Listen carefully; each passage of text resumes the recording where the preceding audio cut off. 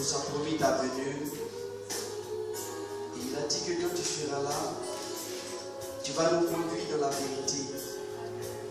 Et tu vas nous enseigner toutes choses, Esprit de Dieu.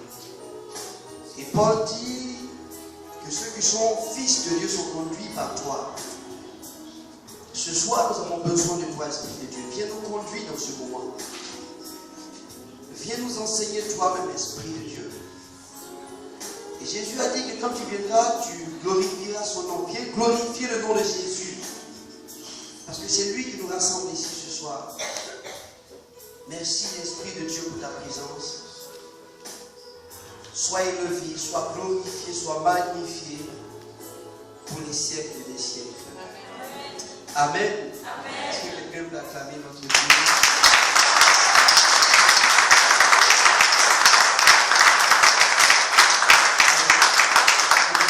Dans la présence du Seigneur, je bénis Dieu pour votre présence ici. Je bénis Dieu pour ta présence ici. Permets-moi de te tutoyer, chers frères, chères sœurs. Je bénis Dieu pour ta présence parce que, vous savez, moi je vois cette église remplie. Je la vois remplie d'hommes et d'anges. Amen. Amen. Le Seigneur a voulu que ce soit toi qui entends ces paroles, que ce soit qui est là. Et je suis béni pour le nombre que nous sommes parce que je sais qu'ici en France, c'est pas évident de rassembler un tel nombre. Abidjan, c'est même, nous sommes habitués à plus. Mais en France, ce nombre-là est 2 fois plus grand que celui que nous avons à Abidjan. Amen. Pourquoi? Par rapport aux réalités du pays, par rapport au. Vous êtes dans un continent qui va à 100 l'heure, où le temps est très important. Mais vous avez dégagé ce temps. Vous venez écouter le fils d'un serviteur. Parce que je ne suis pas encore serviteur de Dieu, je suis le fils d'un serviteur, le fils de l'homme de Dieu, celui par qui Dieu est passé pour susciter ce ministère, l'homme de Dieu, Mathias Marie. J'aimerais que tu acclames Dieu pour notre papa.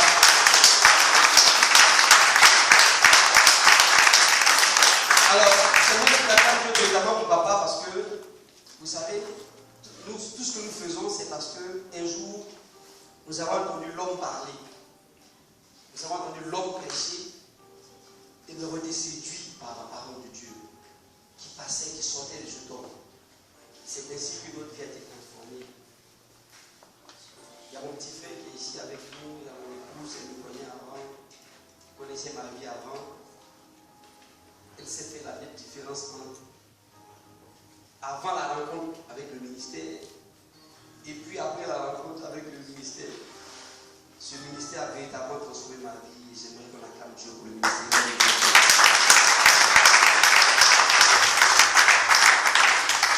Alors, je sais que votre temps est compté et qu'avec la pluie, nous avons plus de retard. Je ne vais pas revenir sur ce que nous avons dit hier. Je vais continuer. Je salue maman au passage parce que je sais qu'elle va recevoir le message. Maman, que Dieu te bénisse. Alors, d'autres livres que le Seigneur te bénisse, c'est notre coordonnateur ici, c'est le coordonnateur de notre ministère, le ministère École d'évangélisation, qui appartient à la communauté catholique, mais évidemment qui est une communauté reconnue définitivement dans l'archidiocèse d'Abidjan. Donc tout ce que nous faisons, c'est sous le couvert de l'Église. Nous sommes des fils de l'Église. Vous avez remarqué depuis 2 jours quand je parle, je titille un peu nos frères évangéliques parce qu'ils ont l'habitude de nous provoquer et j'ai décidé de réagir quand j'ai le micro. Amen. Parce que j'ai l'impression que leur programme d'évangélisation c'est sur l'Église catholique et je suis frustré souvent quand j'entends des petites remarques comme ça. Et donc quand j'ai le micro, je mets les choses, je mets les points sur les i, je dis aux catholiques que vous êtes dans le bon endroit, vous êtes dans la bonne église. Nous n'avons pas, et c'est pour ça que vous avez remarqué, j'insiste beaucoup sur ça. Nous n'avons pas regardé ailleurs parce que nous avons tous les trésors dans notre église. Je suis fier de mon église. Je suis fier des serviteurs de Dieu de mon église. Vous savez, donc s'il y a un ou 2 évangéliques au milieu de nous, je suis désolé, mais bon, vous aime bien. Mais comme vos pasteurs ont l'habitude l'habitude de nous provoquer, donc je ne veux plus passer ça sous silence, je veux répondre. Il dit que nous avons la meilleure église, nous avons, vous savez, Yonggi Cho, Dr Yonggi Cho, qui est un grand homme de Dieu en Corée, quand il parle, ça n'intéresse pas France 2, TV1, TV5, France Télévisions, ça ne les intéresse pas. Ça intéresse peut-être quelques Coréens de son église. Quand le pasteur Ivan prêche, ça intéresse, quand il parle, s'il tient une conférence de presse, ça intéresse juste les gens de son église. Mais quand le pape François parle, CNN, France Télévisions, toutes les télévisions du monde entier sont mobilisées. Et tous les gouvernements et toutes les chancelleries s'arrêtent pour écouter ce que le pape François dit. Je suis fier d'appartenir à telle église. C'est pour cela que j'insiste beaucoup sur ça. Je suis désolé pour vous. J'aime mon église. J'aime mon ministère, j'aime ma communauté, j'aime mon père spirituel. Parce que c'est à cause de lui que j'arrive à prêcher comme ça aujourd'hui. Donc, c'était une petite parenthèse. Alors, papa, que Dieu te bénisse, parce que tu as été une bénédiction pour moi. C'est par toi que Dieu est passé pour me visiter. Et ce que je suis aujourd'hui, c'est à cause de toi. Dieu est passé par toi. J'aimerais t'honorer ce soir. Devant mes frères et devant mes soeurs. Alors, je vais juste vous dire ce qu'il m'a enseigné. Le thème, c'est connaître Dieu. Donc, nous sommes venus pour connaître Dieu. Pas un homme, mais Dieu. Amen. Le texte d'appui, c'est Jean, le chapitre 17, à partir du verset 3. Et nous allons lire. J'ai dit, ce que vous allez entendre aujourd'hui va vous bénir. Parce que j'ai déjà réfléchi, je sais quelle fonction, quelle puissance ce message dégage. Amen. Jean 17, chapitre 3, Jean chapitre 17, verset 3 dit ceci. Or, la vie éternelle, c'est qu'ils te connaissent, toi, le seul vrai Dieu, et celui que tu as envoyé, Jésus-Christ. Alors ce soir, nous allons connaître Dieu un peu plus en profondeur, qui il est. Et les caractéristiques que nous allons développer ce soir sont des attributs que seul Dieu possède. Seul Dieu possède. Ce que nous avons dit, il n'y a aucune créature, aucune autre créature, ni aucun autre Dieu, sauf notre Dieu, le Dieu Père de Jésus-Christ, qui les possède. C'est ce qui fait qu'il est Dieu, qu'il est différent des autres. C'est ce que nous allons développer ce soir. Alors, il y a deux types d'attributs qui s'appellent les attributs naturels ou les attributs non naturels. C'est comme ça qu'on les définit. Alors, les attributs naturels de Dieu sont des attributs que seul Dieu possède. Premier attribut naturel, c'est que Dieu est éternel. Psaume 90, le verset 2. Alors, je pense que si l'un des frères Micro, qui pourra t'aider également, s'il tourne plus vite que moi, nous avons Psaume 90, le verset 2. Avant que les montagnes fussent nées, et que tu eusses créé la terre et le monde, d'éternité en éternité, tu es Dieu. Dieu est éternel, cela signifie que Dieu n'a ni commencement, ni fin. Pour être vrai Dieu, il ne faut avoir ni commencement. Parce que si tu as un commencement, c'est que quelqu'un t'a donné ce commencement. Donc c'est cette personne qui est plus grande. Notre Dieu n'a ni commencement ni fin. Avant que le monde fût créé, Dieu était d'éternité en éternité. Le psaume 102, verset 26 à 28 dit ceci. Mon Dieu as anciennement fondé la terre, et les cieux sont l'ouvrage de tes mains. Ils périront, mais tu subsisteras. Ils s'useront tous comme un vêtement, tu les changes comme un habit, et ils sont changés. Mais toi, tu restes le même, et tes années ne finiront point. Tes années ne finiront point. Dieu n'a pas de fin, il n'a pas de commencement, il n'a pas de fin, il est éternel. Seul Dieu a cet attribut-là. Seul Dieu. Il le dit lui-même dans Isaïe chapitre 43, le verset 10 et suivant. Il dit, avant moi, aucun Dieu n'a été formé et il n'y en aura point après moi. Moi, c'est Yahvé. Dieu est éternel. Première chose qu'il faut noter, Dieu est éternel. Il n'a ni commencement, ni fin. C'est lui qui a donné un commencement à tout, comme le dit le livre de la Genèse. Au commencement, Dieu créa le ciel et la terre. Au commencement, Dieu. Deuxième attribut naturel, Dieu est immuable. Il est immuable. Il est l'éternel constant. Dieu ne change pas. Dieu ne change pas. Il est l'éternel constant. L'auteur aux Hébreux dit, Jésus-Christ est le même hier, aujourd'hui et éternellement. Il ne change pas. Il ne change pas. Le psalmiste dit, tu restes toi-même et tes années sont définies.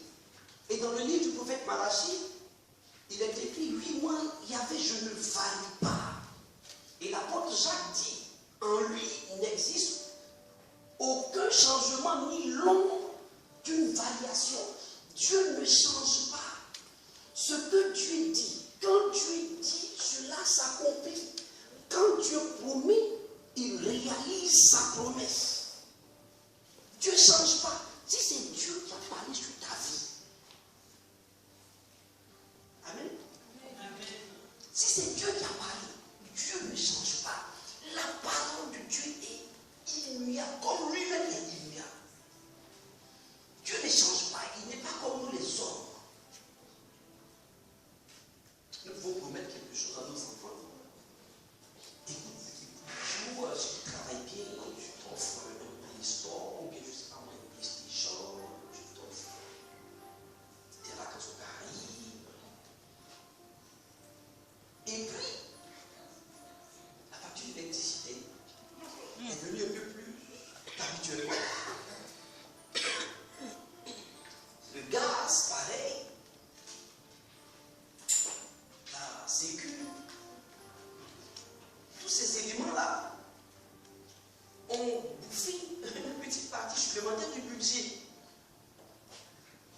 Ah, il y avait des vacances au Caraïbes. Mais à cause de certaines circonstances qui sont intervenues, on peut dire, écoute, Boussou, je t'ai promis ça, mais à cause de ça, à cause de ça. Mais Dieu, lui, non. Quand Dieu promet, rien ne peut altérer la promesse de Dieu dans ta vie. Absolument rien. La Bible dit ceci dans le psaume 33, verset 9. Car il dit, et la chose arrive. Il ordonne, et la chose arrive. Si c'est Dieu qui promet, qui dit, quel que soit le temps que ça peut mettre, Dieu ne change pas. Dieu n'est pas un homme pour se rétracter. Il n'est pas un fils d'homme pour mentir. Il est constant. La chose peut traîner, c'est vrai. Ça peut mettre du temps. Mais le prophète Habakkuk dit, même si la prophétie tarde, attends-la, car elle s'accomplira. Quand Dieu, si c'est Dieu qui a parlé, écoute-moi, si c'est un homme qui a parlé sur ta vie, ça peut ne pas se produire. Mais si c'est Dieu, si ce qui dit vient de Dieu, qu'on monte, qu'on descende,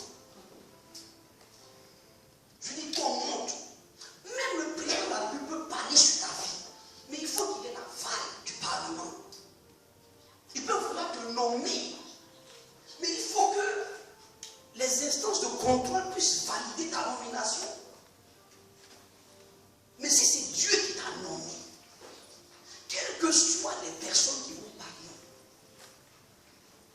tu prendras fonction. Amen. Est-ce que quelqu'un peut dire Amen? Amen. Je lisais la Bible. Un jour, papa nous a fait lire. Il nous a fait prendre un temps de jeûne et nous a demandé de méditer sur le livre de Josué. Et durant cette période, je suis tombé sur un verset du livre de Josué qui m'a touché, qui m'a bouleversé. Et je veux le partager avec vous. Josué chapitre 21, verset 45. C'est-à-dire que le peuple de Dieu, après avoir eu des promesses du Seigneur, est entré en possession des Canaan. Et ils vont faire la relecture de toutes les promesses de Dieu, de toutes les promesses que Dieu leur avait faites. Et ils vont arriver à cette conclusion. Josué chapitre 21, verset 45. Vous allez voir ce que, après que les anciens se soient assis, vous allez voir à quelle conclusion ils ont abouti.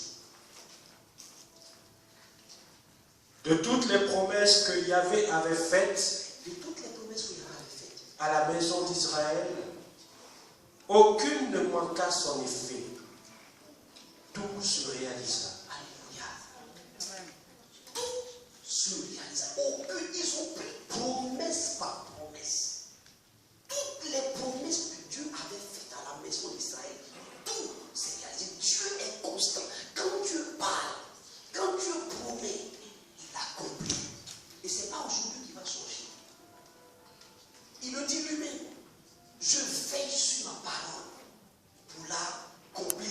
Isaïe 55, verset 10. Il dit, comme la pluie et la neige descendent des cieux, et ne retournent pas sans avoir arrosé, fécondé la terre et fait germer les plantes, sans avoir donné la semence au semeur et du pain à celui qui mange. Ainsi en est-il de ma parole qui sort de ma bouche. Elle ne retourne point à moi sans effet, sans avoir exécuté ma volonté et accompli mes desseins. Alléluia. Amen. Dieu est un Dieu qui ne change pas. Écoute, moi j'ai compris ça. Ce que Dieu a dit sur ma vie s'accomplira. Certainement, quels que soient les obstacles, quel que soit ce que la vie veut me faire croire, ce que Dieu a dit de moi, cela s'accomplira. Cela s'accomplira. Cela s'accomplira, quel que soit le temps. Même si la prophétie tarde, je l'ai déjà dit, elle s'accomplira. Et elle s'accomplira. Certainement, Dieu est fidèle à sa parole. Il est fidèle à ses promesses. Dieu est fidèle. C'est pour ça qu'il y a ce petit que je demande avec le cœur qu'on chante ensemble. Sa fidélité durera toujours. Christ a promis d'être avec moi. Je m'accroche à lui, je m'accroche à lui. Christ a promis d'être avec nous. Sa fidélité durera toujours.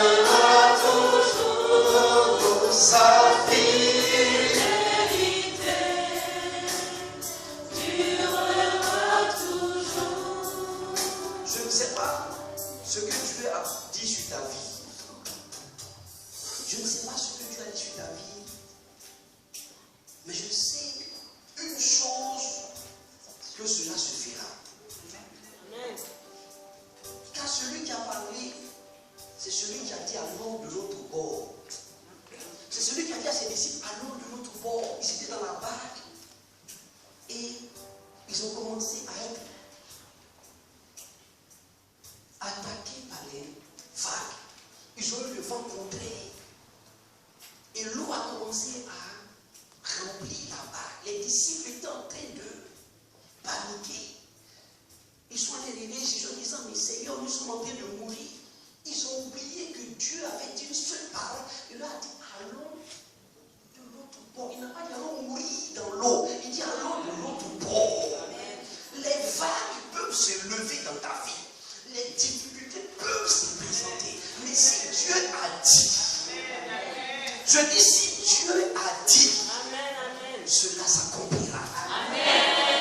Cela s'accomplira.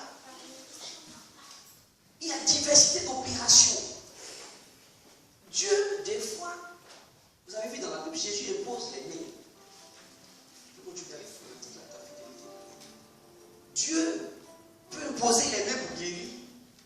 Des fois, il peut dire comme on dit au centurion, va, ton enfant est guéri à distance. Il peut intervenir au moment où tu es malade, comme il a fait dans la Bible. Mais il peut attendre pour manifester sa gloire que le pire arrive. Parce qu'on l'a vu cela dans le cas du fils de la veuve de Naïm. Son fils était mort. Il n'avait plus d'espoir. Ils ont fait la messe du requiem. Et c'est sur le chemin du cimetière que Jésus, Dieu, était pour opérer le miracle. Peut-être que les gens ont dit que ta situation était impossible, que c'est fini, que tu as maintenant 58 ans, tu ne peux plus te marier, tu as 46 ans, tu ne peux plus avoir d'enfant. Peut-être qu'ils ont dit ça. Mais la veuve de Naïm, on allait enterrer son fils. Et Jésus était là. Il a dit, jeune homme, lève-toi. Et le jeune homme s'est relevé. Il est revenu à la vie. Amen. Mais pour Lazare, c'était encore pire. Lazare était dans le tombeau 4 jours après. Dieu peut intervenir souverainement quand il le veut, au moment où il le veut. Amen. Il est tout puissant pour le faire. Alléluia.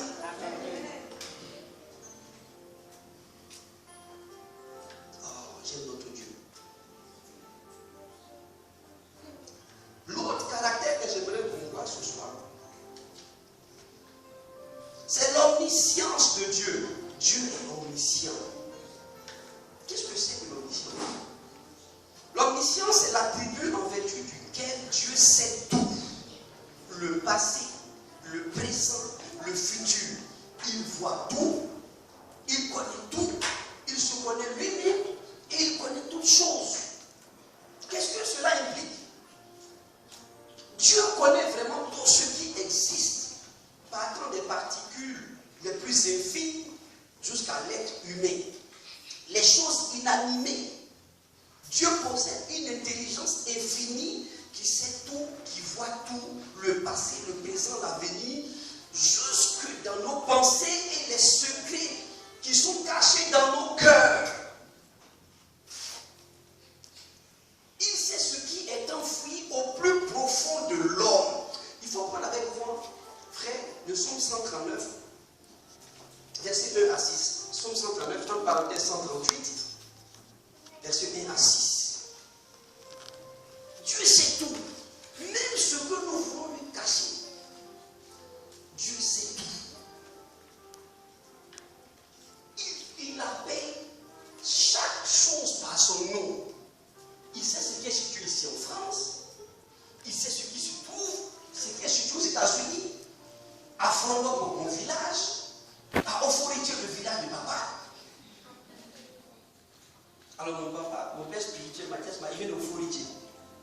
C'est un village à Abbé. Il faut que vous connaissiez ça, il faut noter ça, Oforitier. Je vous demande le père spirituel de ce monsieur-là, il vient d'Oforitier. Psaume 139, on parlait 138, verset 1 à 6. Yahvé, tu me sens et me connais. Quand je me lève ou m'assois, tu le sais. Tu perces de loin mes pensées.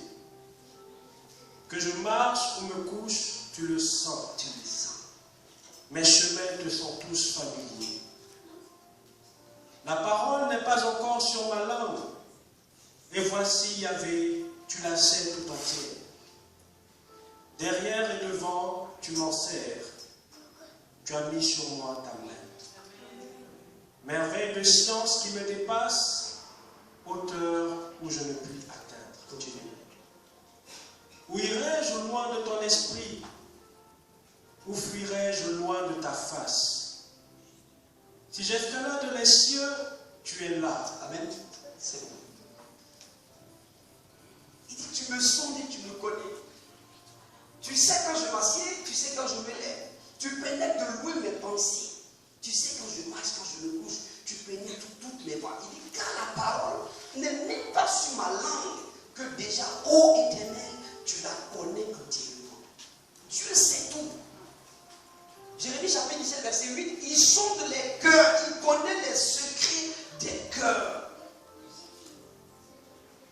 Jésus pouvait dire,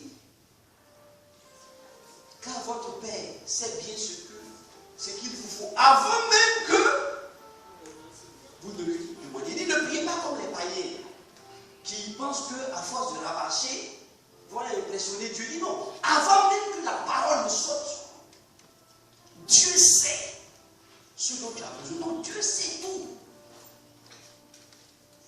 Mon frère, il y a des fois, les gens peuvent dire, mais oh, Dieu m'a oublié.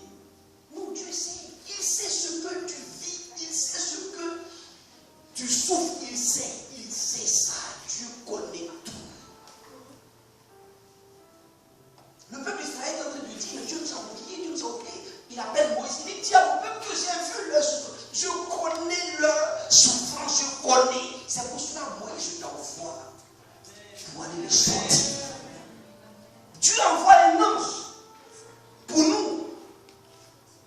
Chaque fois que nous sommes dans la souffrance, pour nous sortir de la souffrance, il sait. Il sait.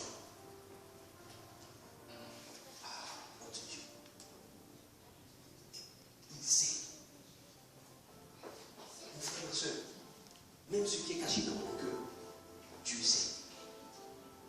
Donc avec un tel Dieu, c'est pas la peine de jouer les hypocrites, ou de faire semblant, ou de jouer dans la duplicité. Non. Quand tu pries, que tu dis Seigneur, si tu me donnes un époux, oh notre Dieu, je viendrai te glorifier. Il sait que tu mens. Il sait que tu mens. Il sait que Dieu va te donner l'époux. Tu vas lui répondre le jour de la prière. Tu vas dire, ah, écoute, oh mon Dieu, si tu me donnes du travail, je vais financer l'œuvre de Dieu. Il sait que tu mens, que le jour où tu vas donner du travail, la première chose que tu vas faire sont tes chaussures. C'est ça. Donc souvent on prie, on pense qu'on peut tromper Dieu. Non, Dieu sait. Avec un tel Dieu. Avec un tel Dieu. Il faut marcher dans la vérité. La suite du verset disait quoi? La suite du verset, le verset 7 disait quoi? Psaume 139, il dit, où irais-je loin de ton esprit? Et où fuirais-je loin de ta face? Si je monte aux cieux, tu y es. Si je me couche au séjour des morts, t'y voilà. Si je prends les ailes de l'aurore et que j'aille habiter à l'extrémité de la mer, là aussi ta main me conduira et ta droite me saisira. Si je dis, au moins les ténèbres me couvriront, la nuit devient lumière autour de moi. Mais même les ténèbres ne sont pas obscures pour toi. La nuit brille comme le jour et les ténèbres comme la lumière. Même quand nous allons nous cacher du péché, Dieu sait. Moi, je vois des gens qui se fatiguent pour se cacher aux yeux des hommes. Même la femme d'autrui, ou le mari d'autrui. Ils ne sont pas encore mariés. Quand le gars ou la go, comme on dit à les gens, ils sont loin de leur quartier, ils vont chercher un hôtel maudit quelque part. Ils vont faire ils vont se cacher. Il y a tous les fois qu'ils font pour se cacher aux yeux des hommes. Et Dieu est là. Dieu est là. Moi, je me souviens, je suis allé en mission à Singapour. Et puis là-bas, vous savez, le diable voulait me susciter une idée démoniaque. J'ai lu le passage pour lui dire que notre Dieu est ici aussi. Mes frères d'Abidjan, mes frères de Paris ne sont pas avec moi. Je peux me cacher pour faire, mais Dieu est là. là. Et comme ce n'est pas contre les hommes que je dois me cacher, c'est contre Dieu. Comme je ne peux pas me cacher parce que la nuit est lumière pour lui. Donc Dieu est partout et Dieu sait. Amen. Alors je voudrais développer un autre caractère de Dieu, l'omnipotence de Dieu. Je dis, le thème de ce séminaire sur le rendre consommable, c'est un thème. Il y a des thèmes qu'on répète souvent, mais qu'est-ce que ça contient concrètement? Dieu est omnipotent. Qu'est-ce que c'est que l'omnipotence? L'omnipotence est l'attribut de Dieu qui décrit sa puissance à faire tout ce qu'il faut, tout ce qu'il veut. Dieu est tout puissant. Rien, absolument rien n'est impossible à Dieu. Dieu peut tout accomplir. Il accomplit des miracles, des prodiges pour révéler sa toute puissance. Qu'est-ce que miracle? Ça y est, l'ange a dit à Marie, quand il est venu,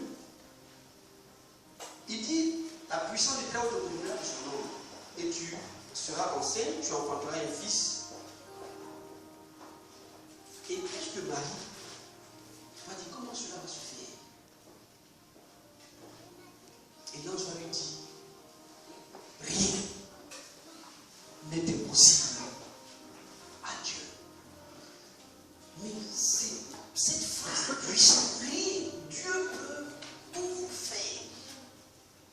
Ce qui est impossible aux yeux des hommes est possible pour Dieu.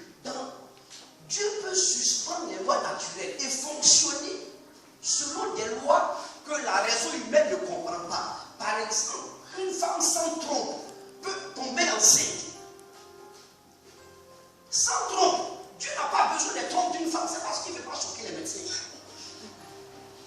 Sinon Dieu, il n'a pas besoin des trompes d'une femme pour que la femme tombe enceinte.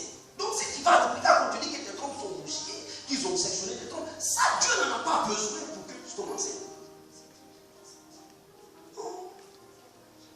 Dieu n'a pas besoin de ça. Dieu arrête. Il marche sur l'eau. Les lois de la pesanteur disent que tu peux marcher sur l'eau. Tu fais des petits cailloux, ça tombe l'eau, il marche sur l'eau. Qu'est-ce qui est miracle? C'est un fait sensible, extraordinaire et divin. J'ai employé 3 termes.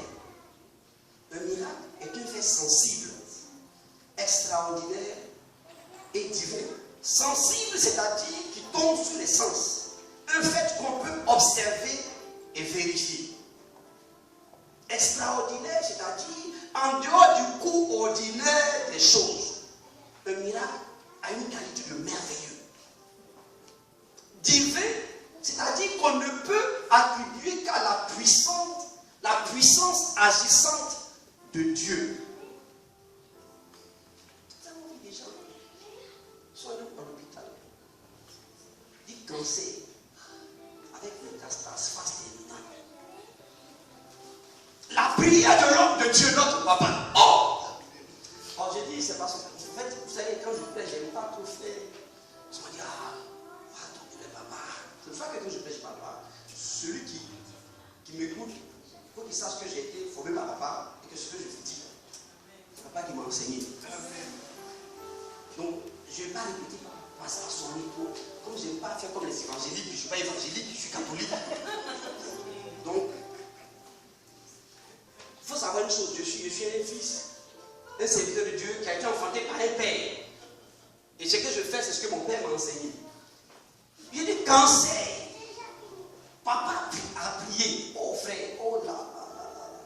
Il m'a dit miracle. Il est venu récemment, il y a une dame qui était enceinte. Son enfant n'avait pas de nez. Ce n'est pas les hôpitaux en Côte d'Ivoire où les échographies ne voient rien. C'est fou. C'est en France ici. Donc, les appareils sont bien neufs. Tout est fait ici. Un enfant n'a pas de nez. Il va naître sans nez. Quand l'homme de Dieu a prié, puisqu'il croit à la puissance agissante de Dieu, l'enfant est né, un Africain, son nez, on dirait né des blancs. Pointu comme ça. comme ça. Ah, alléluia. Dieu est capable de faire des choses inimaginables. Inimaginables. Dieu, je ne sais pas si vous comprenez, Dieu est celui qui a créé le ciel et la terre, qui a créé l'univers visible et invisible. Il appelle à l'existence ce qui n'existe pas. Dieu crée à partir du néant. Il n'a pas besoin de quelque chose. Il dit seulement que la terre soit et la terre fut. La parole de Dieu est suffisante pour accomplir, pour créer. Donc tu n'as pas besoin. Tu peux être malade. On peut te dire cancer, VIH, on peut te dire quoi que tout ce qu'on veut. Je me souviens un jour, comme les gens nous apportent les papas, ils se disent que l'onction qui est sur la vie du serviteur de Dieu coule un peu sur nous. Donc de temps en temps, nous aussi. Les gens nous sollicitent. Donc un jour, après une montagne de Sion, il y a une soeur qui est venue. Ah, ma soeur, elle était couchée au centre hospitalier universitaire de Cocody. C'est juste en face du lieu où nous faisons la prière à Abidjan. Frère, s'il te plaît, pas. Notre soeur est malade. Quand je suis arrivé, la femme est couchée. Ça, la chose qui demande des prières de ton cœur, même sur nous. Tu n'as même pas la foi. C'est ce que j'ai vu là. Je dis, bon, comme elle a cru, je vais prier. La femme qui était couchée, nous avons prié. Moi, j'ai prié, je suis parti. Je dis, la honte là. Si Dieu ne fait pas, moi je suis déjà parti. Je lui ai dit, non, Dieu est puissant. Croyez, Dieu va faire. J'ai prié, je suis parti. Je vous assure, je suis allé prêcher. Papa m'a envoyé prêcher dans le ministère d'un de ses fils qui s'appelle Christian. Je suis allé prêcher. J'ai fini de prêcher. Il y a une dame qui m'approche. Frère, vous me reconnaissez? Je dis non. Je dis non, c'est moi qui étais à l'hôpital, j'étais couché, vous êtes venu. Je dis, tu es puissant, tu es puissant. Le Seigneur est capable de faire des choses inimaginables, de relever les morts. Il est capable de guérir de n'importe quelle maladie. Il est tout puissant. Vous savez, Saint Augustin dit quoi des miracles? Je vais citer un saint de l'église, un docteur, un père de l'église. Saint Augustin, il dit ceci: que les miracles que notre Seigneur a fait sont des œuvres divines qui avertissent l'intelligence humaine pour se lever vers Dieu par le moyen des signes visibles. En effet, Dieu est d'une telle nature que nos yeux ne peuvent le voir. Et ces merveilles par lesquelles il régit le monde entier et prend soin de toutes les créatures deviennent banales par leur fréquence, au point que personne ne daigne s'arrêter à ces prodiges remarquables qui s'opèrent dans chaque grain de semence, par exemple. Ainsi, il dit aussi, dans sa miséricorde, Dieu s'est-il réservé certaines œuvres qu'il accomplit en temps opportun, en dehors des lois et du cours ordinaire de la nature, afin qu'à la vue de ces choses qui ne sont pas plus grandes, mais inhabituelles, frappent ceux pour qui les quotidiennes étaient devenues banales. Car c'est un plus grand prodige que de gouverner le monde entier, que de rassasier 5000 personnes avec 5 pains. Et cependant, personne ne s'étonne du premier prodige, c'est-à-dire du gouvernement de l'univers entier, mais on admire le second, la multiplication des pains, non parce qu'il est plus grand, mais parce qu'il est rare. Saint Augustin nous dit quoi? Que les miracles que Dieu fait, c'est pas parce que c'est plus grand, parce que Dieu fait des choses plus grandes. Par exemple, le gouvernement de l'univers. Je vous ai dit hier, la lune tourne autour du soleil, de la terre. La terre tourne autour du soleil. Le soleil est dans une galaxie complexe avec des astres pas possibles. La nourriture pour le monde entier est constituée de milliards d'êtres humains tous les jours. Nous avons du poisson, nous avons de la viande, nous avons des légumes, etc. etc. Ça, personne ne s'arrête un jour pour méditer là-dessus.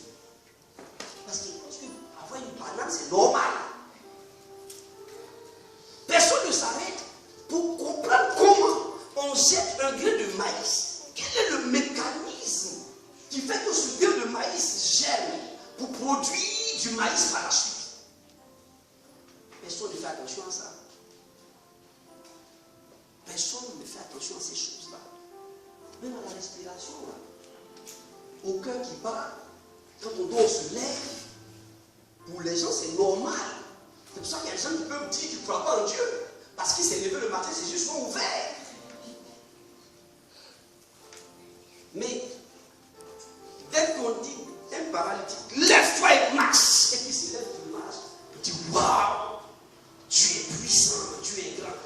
Mais non, Dieu fait ça exprès pour attirer l'attention des personnes qui ne considèrent plus les merveilles qu'il opère quotidiennement parce que c'est devenu banal. Notre Dieu est puissant et il peut faire tout. Les miracles sont les appels de Dieu pour rendre les hommes attentifs à sa présence et à sa parole. Le miracle, c'est le règne des possibilités. Dieu suspend les lois naturelles et il opère dans le surnaturel. Il manifeste ainsi sa toute puissance. Il manifeste sa toute puissance. Rien n'est impossible à Dieu. Je dis rien. Si on t'a dit que ta situation était impossible, si on t'a dit que la situation dans laquelle tu étais, il n'y avait pas de solution. Là où les hommes ont dit qu'il n'y a pas de solution, Dieu a une solution pour toi. Amen. Dieu prend le relais. Vous savez le relais? Il faut qu'un coureur, dans une limite donnée, passe le témoin au coureur suivant. Et dans le miracle, c'est ainsi. Il faut que tu t'arrêtes. Pour que tu passes le délai à Dieu, il faut que les médecins s'arrêtent un moment donné. Pour dire, waouh, qui est ce coureur qui a pu me relais? Et puis Jésus dit, c'est mon Père. Dieu opère des choses grandes, il est tout puissant. Et pourquoi est-il si puissant? Parce que c'est lui qui a tout créé et tout est sous son contrôle. Tout est sous son contrôle. Dieu est tout puissant. Il est tout puissant. Je ne sais pas, dis-moi, qu'est-ce que tu penses que Dieu ne peut pas faire? Dis-moi.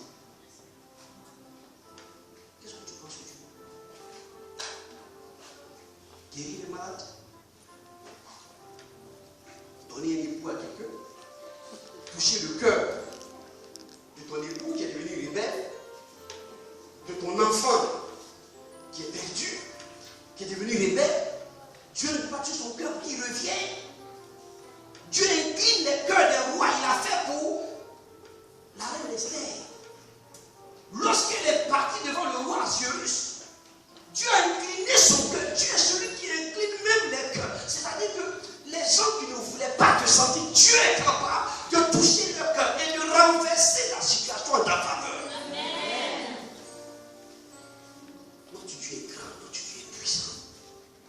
Tu mérites la gloire et tout l'honneur. Je lève les mains pour l'adorer et je bénis ton Saint-Nom. Tu mérites la gloire et tout honneur. Je lève mes mains pour t'adorer et je bénis ton Saint-Nom, car tu es grand. Tu fais de si grands miracles, il n'y a pas de Dieu comme toi. Il n'y a pas de Dieu comme toi. Il n'y a pas de Dieu comme toi, car tu es grand, tu fais de si grands miracles. Il n'y a pas de Dieu comme toi. Oh, notre Dieu. Il n'y a pas de Dieu comme toi. Notre Dieu est puissant, notre Dieu est grand. Il mérite la gloire, il est grand, il n'y a pas de Dieu comme lui, de Dieu qui fasse autant de miracles comme il le fait. Ce Dieu qui est capable de changer toute situation, même quand tes ennemis sont derrière toi, c'est ce Dieu-là qui est capable de changer la situation de ta faveur. Daniel a été jeté dans la fosse au lion, un lion affamé depuis combien de jours? jeté dans la fosse au lion, le lion était rassasié subitement. Ils ont affamé le lion afin qu'il dévore Daniel. Quand ils ont jeté le lion dans la fosse, instantanément, les médecins me disent non, comment c'est possible? Mais le lion a été suffisant. Instantanément rassasié, il ne voyait plus Daniel comme une proie. Quand Daniel est sorti, qu'on a jeté les méchants, il avait subitement fait, avant même qu'il atteigne la fosse, ils avaient dévoré.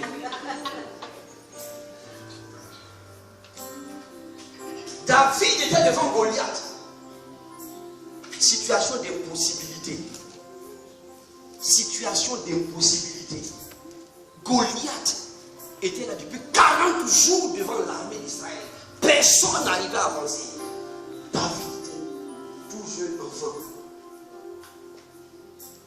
Mais sa main a terrassé Goliath. Je dis la même chose peut arriver dans ta vie. Je dis tu es sur le point de terrasser tous les Goliaths qui sont sur ton chemin. Tu es fort. Il y a une dame qui souffrait d'une perte de sang depuis 12 ans. La Bible dit qu'elle a vu les médecins, tous les médecins de l'époque. Elle a dépensé beaucoup d'argent. Mais sa situation allait de mal en pis.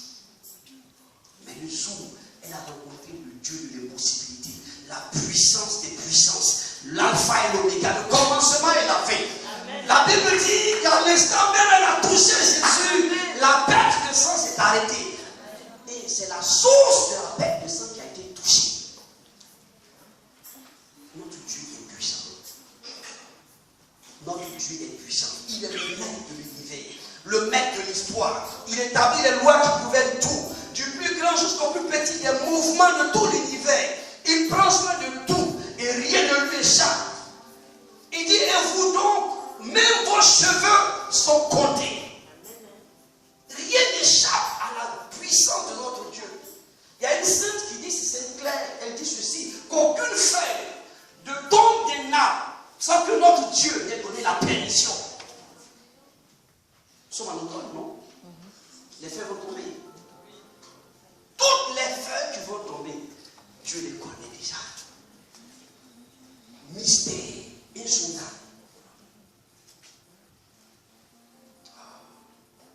C'est pour cela Paul, après avoir condamné notre Dieu, est arrivé à ceci. Dans Éphésiens chapitre 3, verset 20. Il dit ceci, à celui dont la puissance agissant en nous est capable de faire au-delà, de faire bien au-delà, infiniment au-delà de tout ce que nous pouvons demander ou concevoir. Ce qui dépasse l'imagination de l'homme, c'est ce que Dieu est capable de faire. C'est ce que Dieu est capable de faire. Alléluia. Notre Dieu est puissant. Notre Dieu est grand. J'aimerais aborder, je l'ai déjà fait, un autre attribut de Dieu.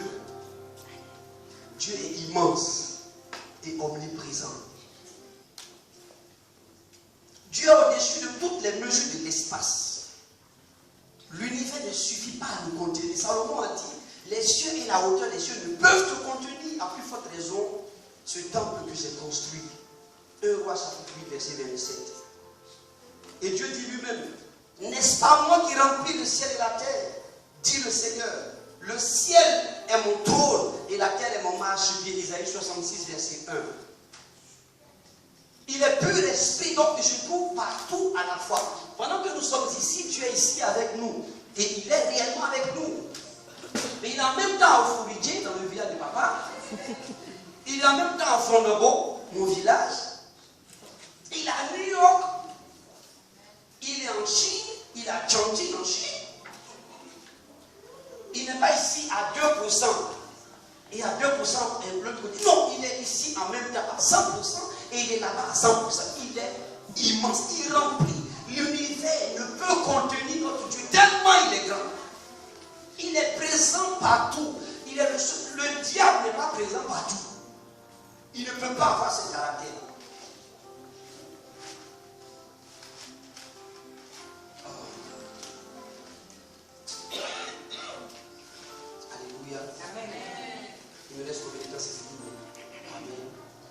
Je pense que c'est suffisant.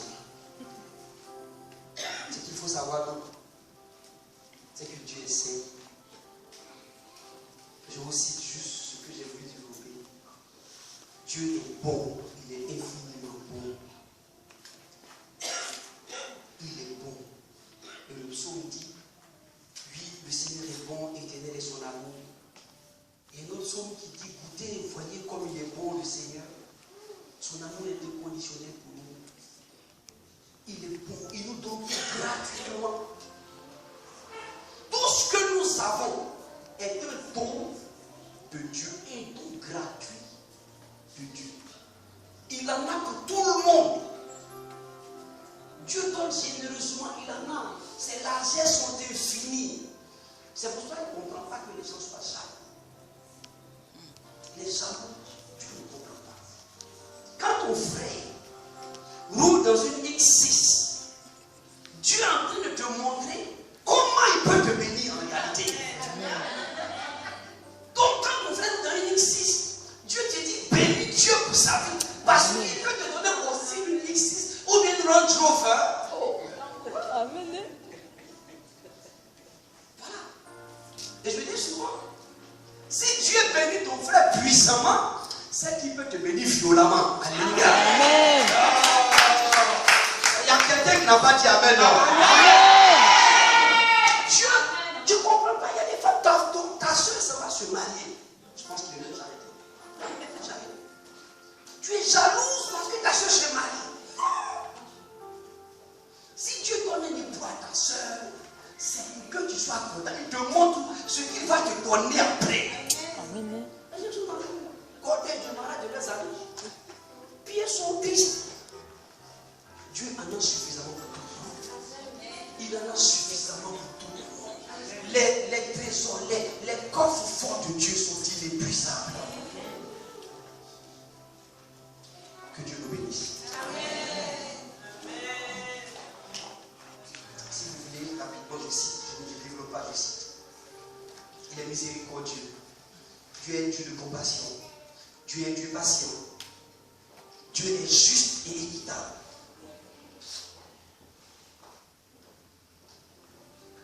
C'est tout ce que je voulais vous dire durant ce Seigneur. Que le Seigneur nous bénisse. On fait